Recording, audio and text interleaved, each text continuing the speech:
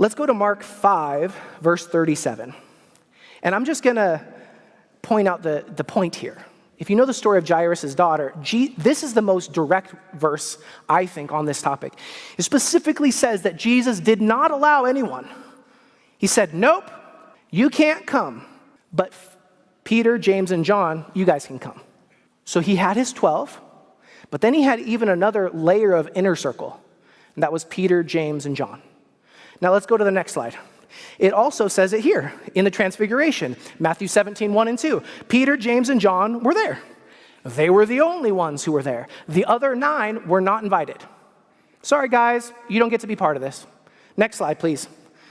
Look at this. In the most difficult moment of Jesus' life, arguably, Matthew 26, verse 37, in the Garden of Gethsemane, guess who was there? Peter, James, and John. And I didn't actually make a slide for this, but the beloved John was even another layer of closeness. Once again, Jesus had his 12. He had his bros, you know? Like he had his guys. These are my guys. But he also, within the guys, within his bigger group, so like maybe within his Sabbath school group or within his small group or within his neighborhood, he had a group of 3 who like when Jesus, he literally says, hey, the pressure is so bad when he's in the garden. The pressure is so bad, I feel like I'm going to die. My soul is dying. Please, guys, please pray for me. He didn't say that to anyone else, just to the 3. Do you have people in your life that when you feel like you're literally going to die, when you can't, you know you could go to them. You know you could. You can count on them. Those are my guys, right? Do you have those people? I can promise you, if you don't, the only way it's going to happen, once again, make a phone call, have a dinner, let's go for a walk, let's have a play date with our kids. These options are available to you, but if you don't take the options, in our modern world, you just won't have that inner circle. It's not going to happen because our modern world is not designed for that kind of relationship, right? We feel like if we text someone, it's just as close as if we have dinner with them. It's just not. And the problem is, if you get into real trouble and you don't have anyone, man, that's probably worse than just the trouble itself, right? I don't want that for you. And I don't think Jesus wants that for you. I think he gave us the church, his body, right? To be a body united. Like if I cut off my arm and I throw it over there, that's not a body, that's an arm, right? We're supposed to be united, connected. And I wonder, do you have the 3 in your life?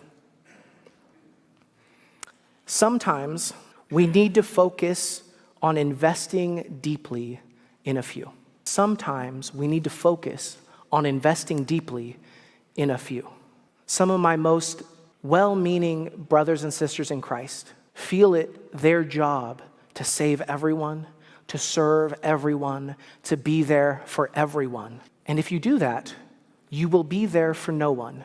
You will serve very few. And in the end, you'll feel empty and alone. My suggestion would be have a 12, have a group of bros, right?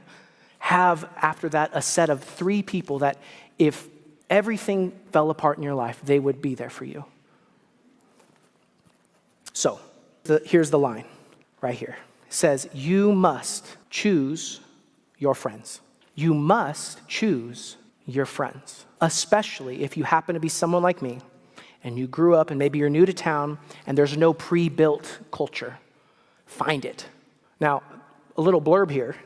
January, we're going to start our grow groups. I would suggest, if you don't have a set of close friends, maybe a group of people who have similar interests to you might be a good place to start, right? We're knowing Jesus more. We're learning about an interest, whatever it is, like skiing or rock climbing or whatever, cooking.